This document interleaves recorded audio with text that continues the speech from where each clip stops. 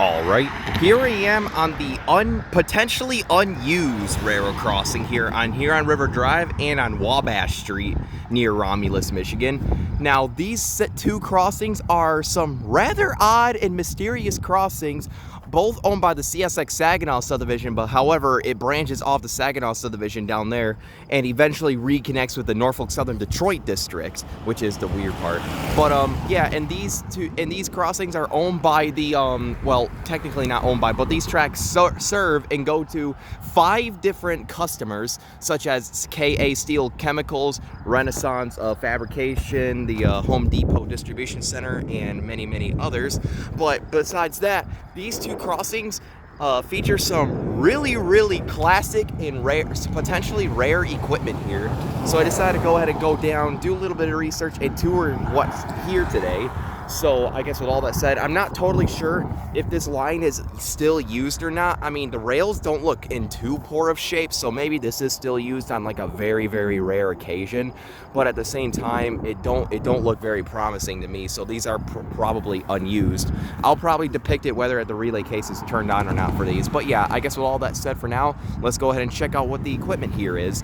So for the first signal, this has a WRRS clamp-on style base with the junction box clamped onto it. As you can see, the wires go down into the steel pipe here.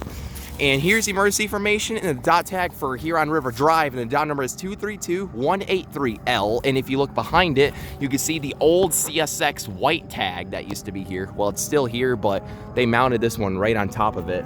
Hold on, there's a biker gang. It's gonna be a little loud. Oh yeah, pretty odd to see this here. And you could tell that they gave this multiple coats of paint in the past for this mast.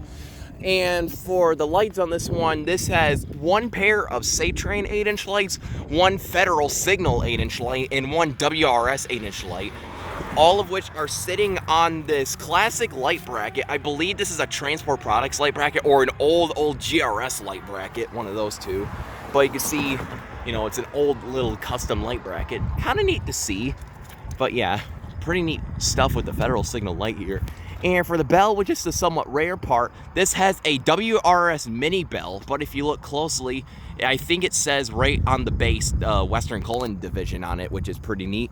But yeah, I don't know if this bell is dead or not, but let's go ahead and give her a shake and see if she rings. So yeah. Yep, there it goes. So yeah, that's what the WRS Mini bell sounds like here, painted black. So yeah, I guess with all that said, let's go ahead and move on to the next signal. He's crossing the road here at this industrial area. This customer kind of looks closed.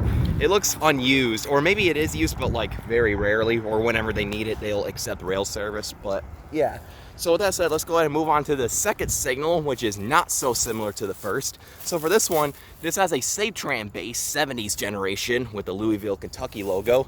And here's the emergency information once again. And for the lights on this one, this has 3 pairs of Western Cullen Hayes 8-inch lights. As you can see, I believe these are all WC Hayes. Yep, I see them all. And these ones are all sitting on WRS light brackets. As you can see, there's the WRS one and the other ones that's right up there. But yeah, and for the bell on this one, I believe this has a General Signals Type 1 electronic bell. General Signals Type 1 or Type 2, I'm not sure. Might be a Type 1. But yeah, this right here is the Huron River Drive railroad crossing here in Romulus, Michigan, owned by, you know, the CSX Saginaw sub that branches off and connects to the Norfolk Southern Detroit district, because this is where they send down locals sometimes to serve many different plants like fabrication, chemical plants, and even the Home Depot distribution center, which is pretty neat.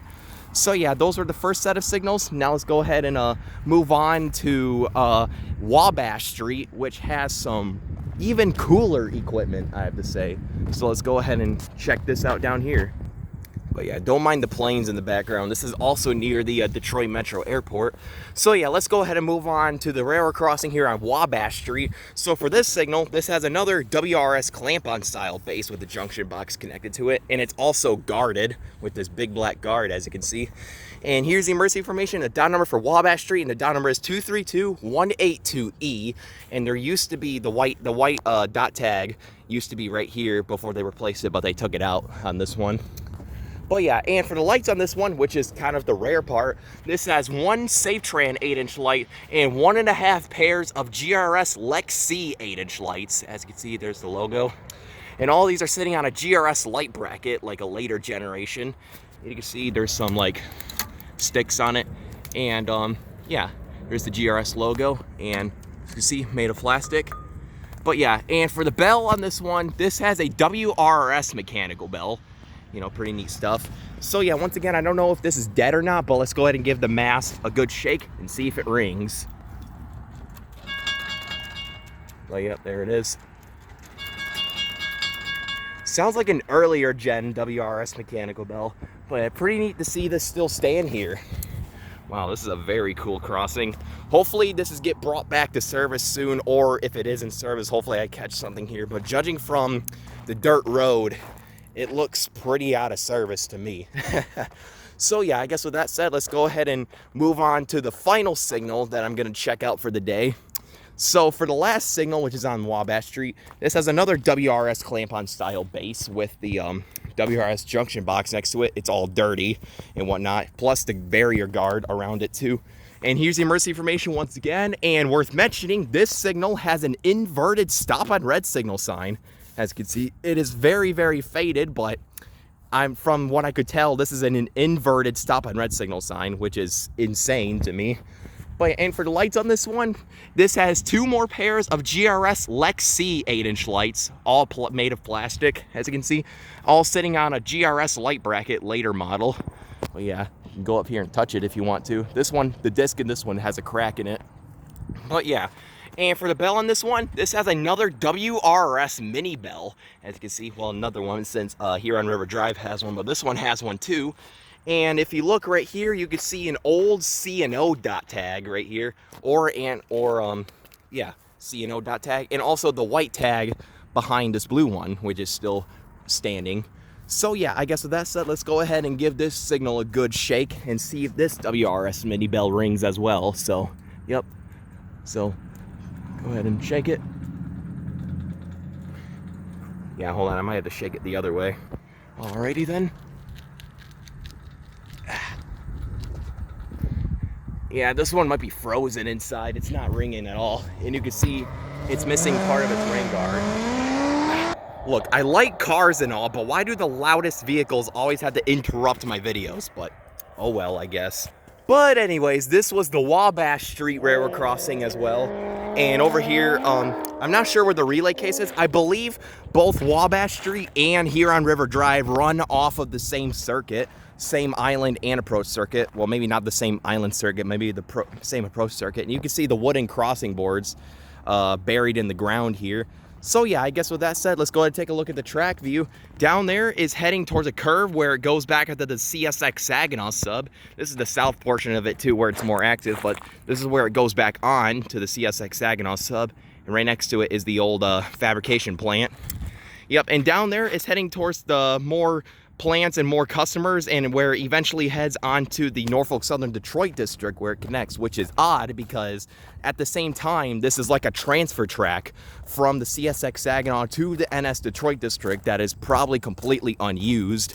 But yeah, now with that said, let's go ahead and take a closer look at the relay case here to see if there's any signs of the electronics being turned on. So I'm taking a look around at this relay case, but there is no indicator saying that there's power being applied to this. I'm not hearing any buzzing or surging either. So, yep, that's the relay case here. But however, there is a smart meter right here. I'm not sure if this tells me anything, but you could see that nothing much seems to be happening here. So these crossings may actually be deactivated unless they are still active when a train rolls on here, and these are just unused. But at the same time, these crossings are kind of a mystery to me. So if anybody knows about these, please comment below, because I clearly don't. But either way, it was still cool to check them out. So with that said, this was my tour of the Huron River Drive and Wabash Street railroad crossings here in Romulus, Michigan. Both potentially unused, and a whole lot of factories and customers served, while spontaneously being a transfer track too. Quite weird, but quite cool. But I guess with all that said for now, over and out.